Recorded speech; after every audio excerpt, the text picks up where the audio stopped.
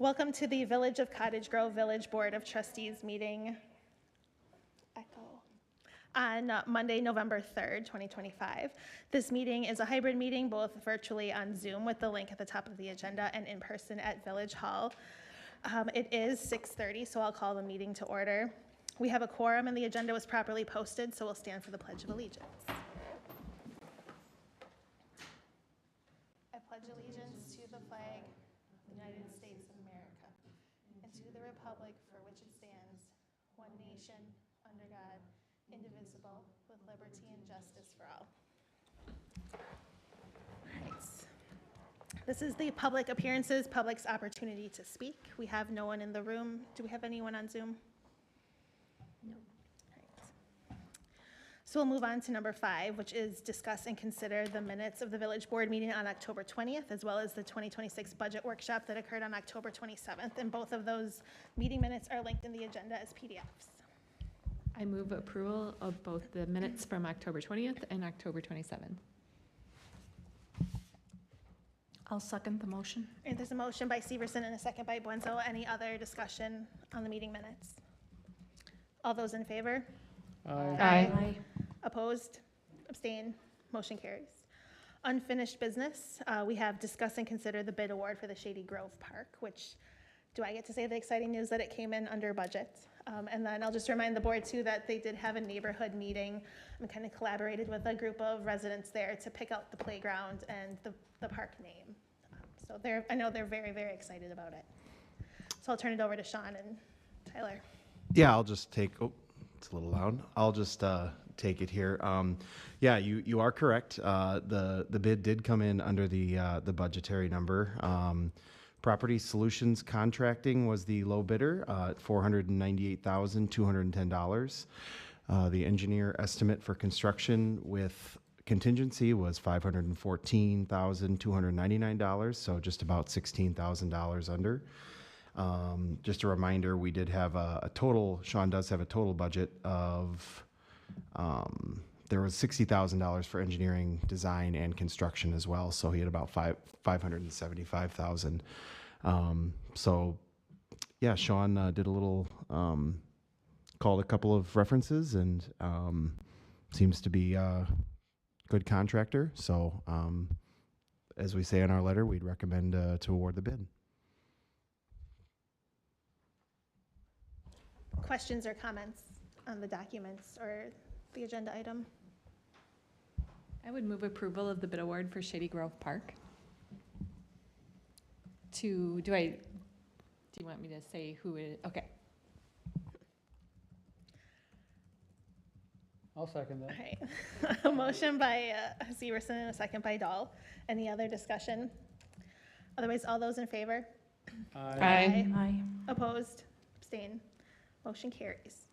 And I know that the residents over there were excited to get started as soon as possible, but I think realistic expectation setting is probably an open in late spring, early summer. Yeah, so the contractor has the option to start as soon as they get all their contracts signed and the notice to proceed, which could be this fall. This winter, I guess where fall's almost over. They could maybe move some dirt, maybe get some things going, but the contract has a completion date of, I believe, the Friday before Memorial Day, so like the last Friday in May. So we are really trying to get it open. I know Sean wants to have that open as soon as we can this spring/summer. So yeah, I know they seem to be excited about it, and we are too. So All right. Thank you. Mhm. All right. We will move on to other unfinished business, which is discussing considering amending the developer's agreement and lease with New Tech Painting. And we have the option to move into a closed session. I'll let Rick. Yeah, so this one is probably appropriate for closed session. There's some requests to change some of the financial terms of the development agreement and the lease for New Tech. So I think we should probably hold off till the end of the agenda. All right. I think that's the consensus of the board as well, so we'll keep that in the closed session at the end. So we'll move on to 7, new business, which is the first one, discuss and consider resolution 2025-24, recognizing Native American Heritage Month. That resolution is linked in the agenda. I think it's going to go in the story walk with a new story. I guess if we approve it tonight.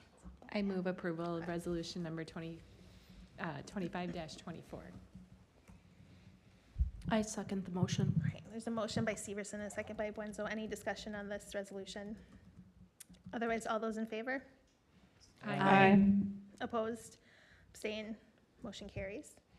We have discuss and consider resolution 2025-25, appreciation of service to Graham. Do you want to talk about it, Chris? Yeah, Graham is unfortunately leaving us. He's our AV guy behind the scenes, and I wanted to show our appreciation for all that he does. He doesn't get much recognition because he's behind the cameras, as it were. But I just wanted to say thank you for all your work.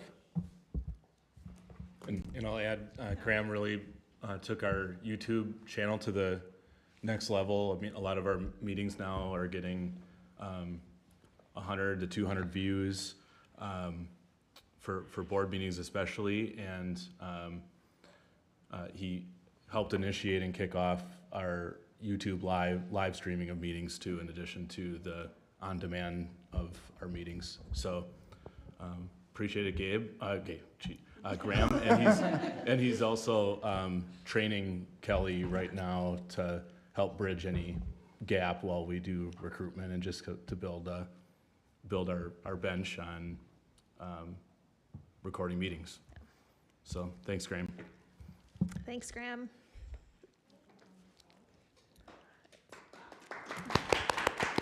Murphy would move approval of resolution 2025-25. Second. All right, this is a motion by Murphy and a second by Stoa. Any other discussion and appreciation for Graham? All right. Otherwise, all those in favor? Aye. Opposed? Abstain? Motion carries.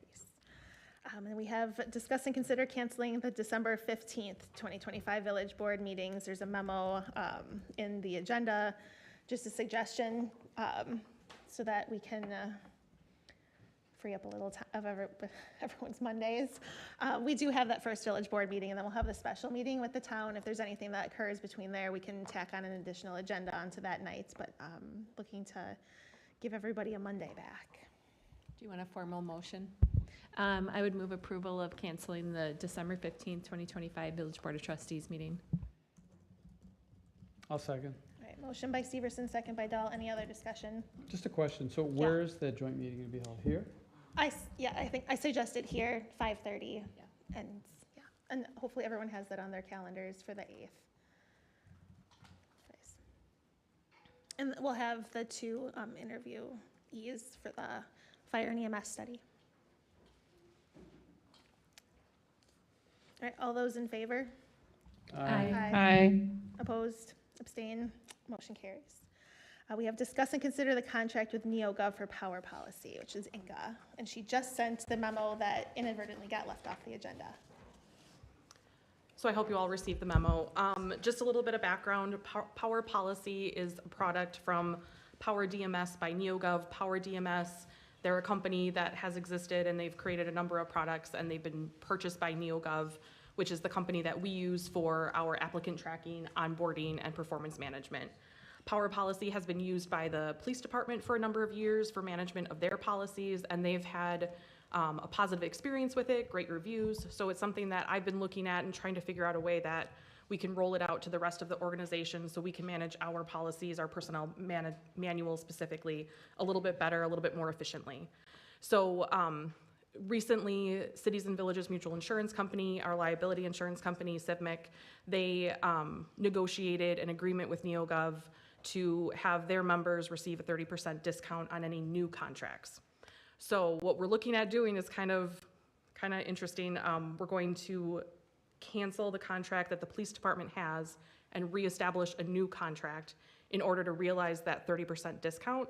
And then we're actually going to end up saving just a little bit of a couple $100 annually by making this change. So just looking for consideration and approval from the board for that change. So the net change is going to be a reduction? Right. Because we already have it with the police department? Right. Okay. Yep. And we know they're gonna let you do that? Yes. Okay. So I would have liked to bring this a little bit sooner, but we wanted to make sure that all of our questions were answered. The data was going to be maintained. It was going to be an easy process for us. So they've assured us that everything is in place, that their data will be maintained and it will be moved to the new instance that's going to be established. Any other questions or comments about this? I would move approval of the new contract with NeoGov for power policy.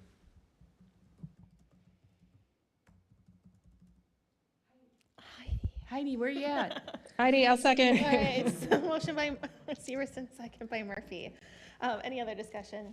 I did have a question. So in the bills, there are 3 invoices from NeoGov. What is that for and how does that relate to this package?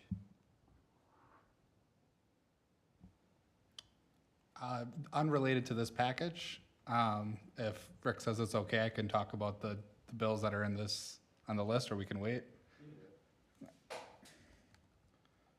All right, give me just a couple seconds here.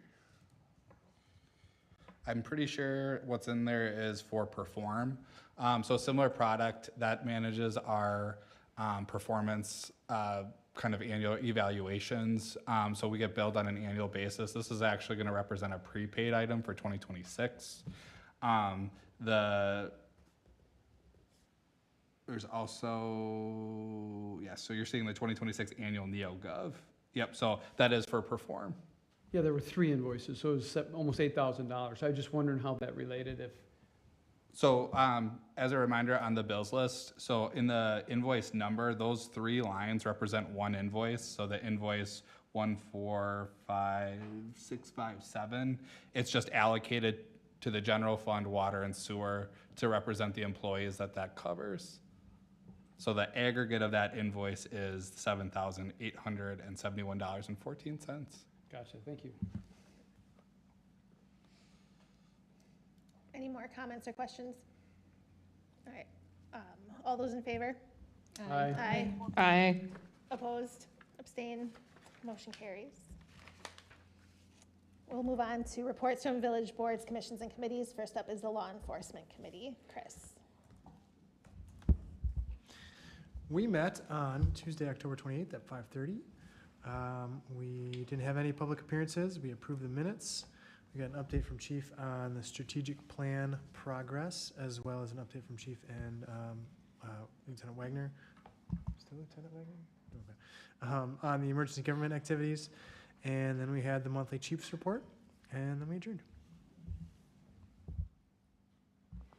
All right, any comments or questions? I see. And we all got the email about the strategic plan, and it's appreciated if you participate in giving feedback.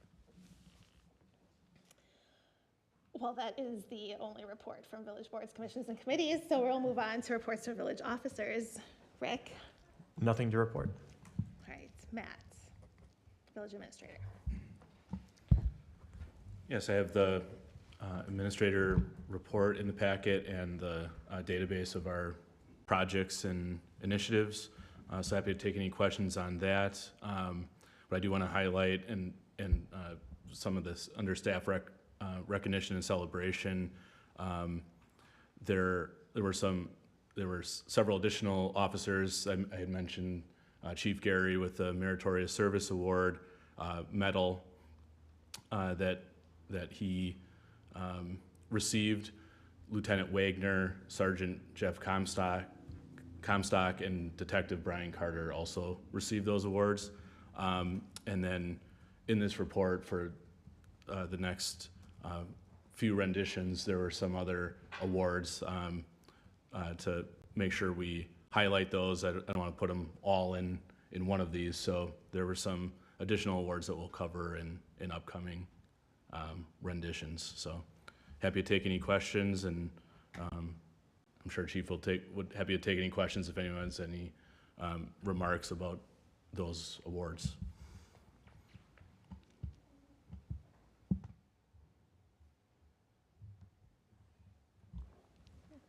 I'll just say thanks for the highlights. You didn't include the Halloween picture, though. It was a nice I was look. we're probably doing that while I was doing this, so. Oh, okay. But yeah. Well, maybe, People can we can have go like to a, our Facebook page and on Halloween day and check out our office staff picture. That was fun, and then some of us went to a ribbon cutting. The chamber encouraged us to continue to stay dressed that way, so.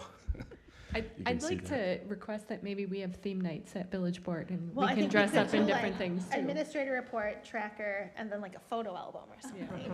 Be a nice ad. Thanks. All right. Moving on to the Assistant Administrator, Finance Director, we've got financial reports, budget amendments, and contracts to consider. Cameron. All right, I'm going to for any questions, I'm going to pass off the 2023 quarter 3 interim report. Shouldn't be any surprises here with the third quarter report, also is in the budget document. But I'll turn it over to Cassie to make some general comments and then here to answer some questions.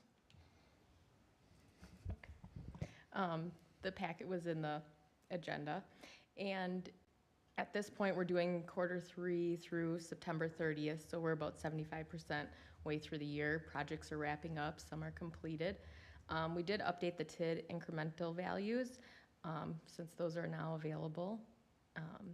And the next agenda item, you're gonna see budget amendments that are gonna be presented for approval, and that's just some of the larger variances we're trying to capture.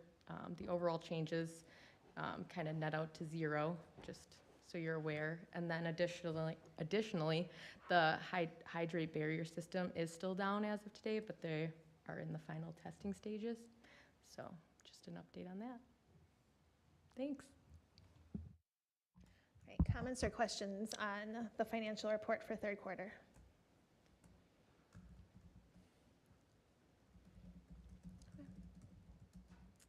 Otherwise, we can move on to the budget amendment. All right, so I'm going to get my screen shared here.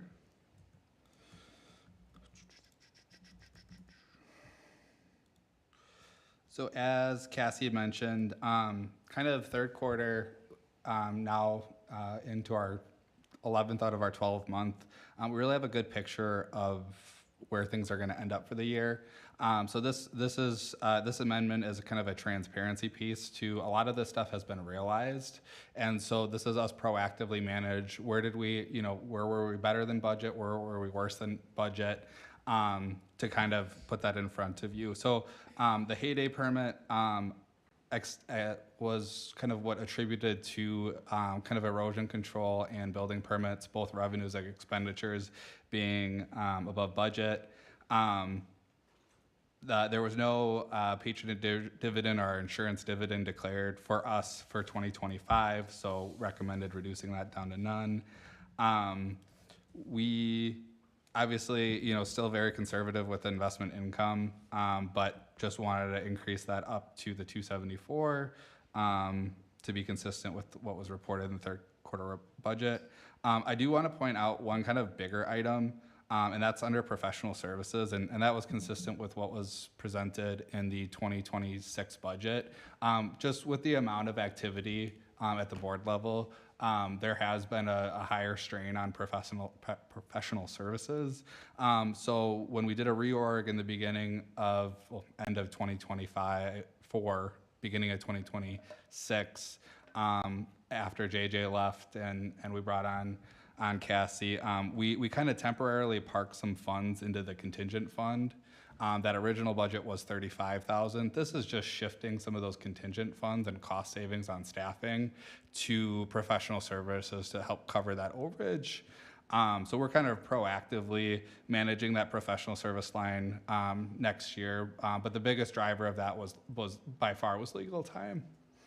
And then park development, with the, when we do the budget, I never, until I have an actual check in hand for a large development similar to Amazon and Heyday, I don't like to include that into the budget to rely on that as revenue. I like to wait till the subsequent year to have that kind of factored into projects. Since we are able to recognize that collection, I'm proposing a budget amendment to increase the value of fees that we've actually collected, and those are represented in Fund 205.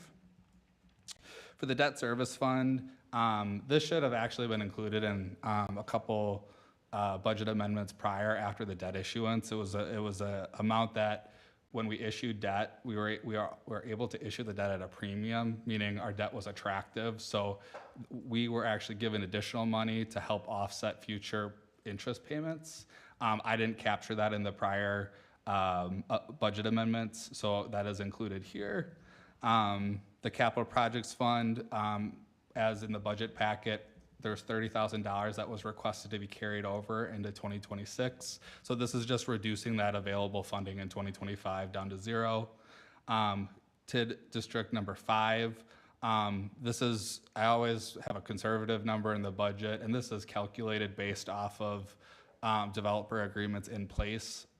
So this is just reflective of kind of final actions prior to the closure of the TID District. TID 8 and 9, TID 8, it's been just active, very active TID this year, compared to what was originally budgeted. And then TID 9 represents, should the board proceed with the next kind of agenda item, the additional resources related to demolition of that property. I'm happy to answer any questions on the proposed budget amendment. Can you go into a little more detail on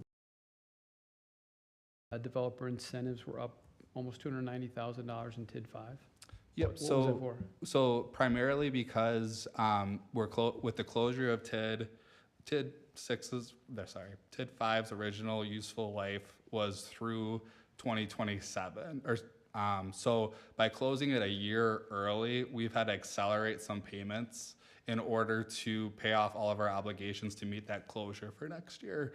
So last year, we kind of did our first approach was to address the agreements with interest rates, and then any incentives that didn't have an interest rate tied to them, we kind of picked off the rest. So there are 2 more incentives that will be paid out. One will be paid out, they'll both be paid out in actually January of 2026, and that will be the remainder obligations. So essentially, it's timing. It's no change in the developer incentives. Okay.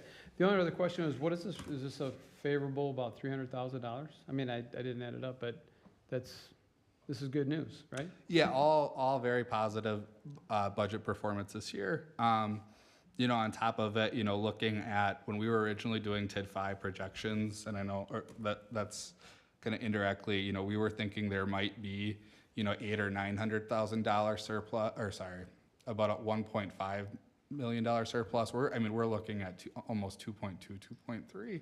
And again, anybody who's listening online, I would go to the Joint Review Board packet material to identify the exact number. So really positive performance this year. That's allowing some flexibility.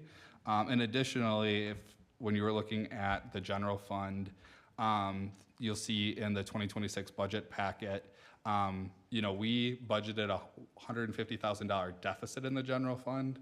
I'm actually projecting that we'll have about $7,000 or $8,000 surplus. So that's almost even after these changes, that's almost $158,000 positive budget variance. So we'll monitor that very closely through the end of the year.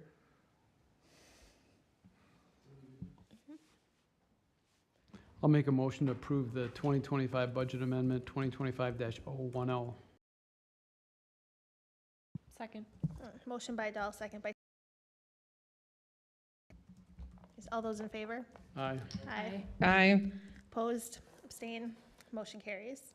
Then the third piece of the puzzle is discuss and consider the demolition for the village-owned property at 101. Thank everyone for the patience on this. Really, this is the last piece of the puzzle for demolition of the property. So I've coordinated with April on the time that they would like the property demolished by, based off of when they're going to be doing damage to the exterior structure of the corner. So really what the contract would be with Bakken Excavating LLC would to be demolish, including the asphalt, and take everything away. Because of the timing of this, included in this contract is not replanting seeds. So I would have Public Works and Parks reseed that area for next year. And then obviously that gets charged to the TID district. We do have to pull a permit to raise the property. So we'll make sure that we coordinate with Dane County, our own permit, and then PD for any needed blockage of that while they're doing that work. Any questions or comments on the demolition?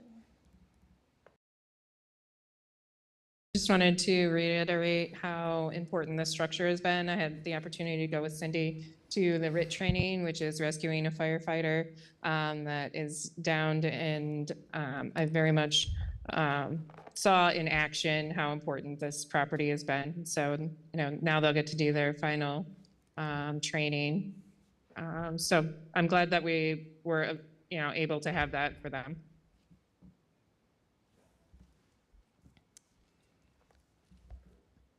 I would make a motion to approve the contract for demolition. Second. All right, motion by Murphy, second by Severson. Any other discussion on the demolition? All those in favor? Aye. Aye. Opposed? Abstain? Motion carries. Number 10, communication and miscellaneous business. First up is the consideration of the approval of vouchers. The bills list is in the agenda.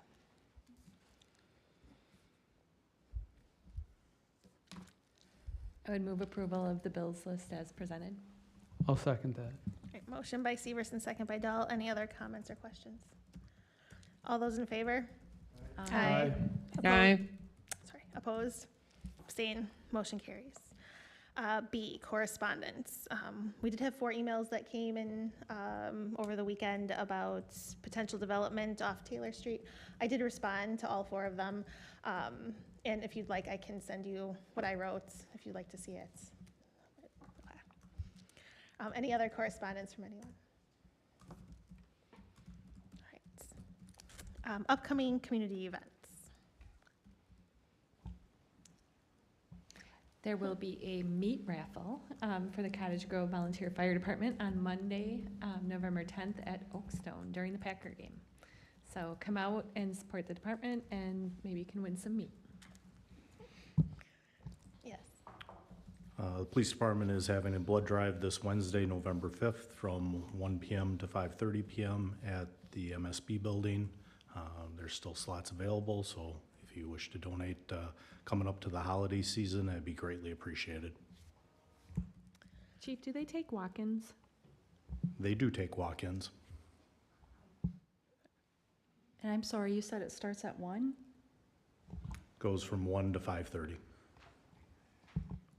No chance it's going to be there earlier. Unfortunately, they'll usually arrive about an hour before for setup. And then Paula, I saw you had posted about the food pantries accepting donations, obviously, all month. Yeah, so, just reiterating that we have a food pantry in Cottage Grove. It's in the basement of Bryn Mawr Church. They are open the 2nd and the 4th Saturdays of the month from 9 to 11 for anyone that needs assistance. You can also bring donations there during those open times. Otherwise, you can also leave donations at Piggly Wiggly. Piggly Wiggly's also doing a roundup for the month of November, so when you shop local, you can round your bill up, and those funds will also support our neighbors in need. Any other community events? Okay. Future agenda items? The budget. 2026 budget adoption. Just just a little bit. Yeah, budget adoption. On November 17th is the public hearing. Yep. So the public hearing notice was posted on Saturday. Our budget page on our website has been updated to reflect all the meetings and documents that have happened. And then finally, ClearGov has the 2026 preliminary numbers in. So if a resident wants to look at the interactive site to see kind of what the 26 numbers are, that's available to manipulate. All right. Any other future agenda items? Otherwise, we have 11, 12, and 13, which are closed sessions. The first is the village administrator performance evaluation. Second is the item from 6B. And then we have a third closed session appealing an application for operator license. So I'll start reading. Number 11, discuss and consider entering closed session regarding village administrator performance evaluation. The Village of Cottage Grove Village Board will enter into closed session pursuant to Wisconsin State Statute 19.85, paren 1, paren C, considering employment, promotion, compensation, or performance evaluation data of any public employee over which a governmental body has jurisdiction or exercises responsibility. Is there a second? Second, are we able to take these out of order? Because the applicant is here, like, when we get in closed session? Yeah, we'll do a motion for each one of these. I guess you could read them all together if you wanted to, but. Oh, I can do that. We have discussing, so that's the first one. Discuss and consider entering into closed session to discuss amending development agreement and lease with New Tech Painting as discussed in item 6B. The Village of Cottage Grove Village Board will enter into closed session pursuant to Wisconsin State Statute 19.85, paren 1, paren E, deliberating or negotiating the purchasing of public properties, the investing of public funds, or conducting other specified public business whenever competitive or bargaining reasons require a closed session. And then the third closed session is make a motion to enter into closed session to consider an appeal regarding an application for operator license of the Village of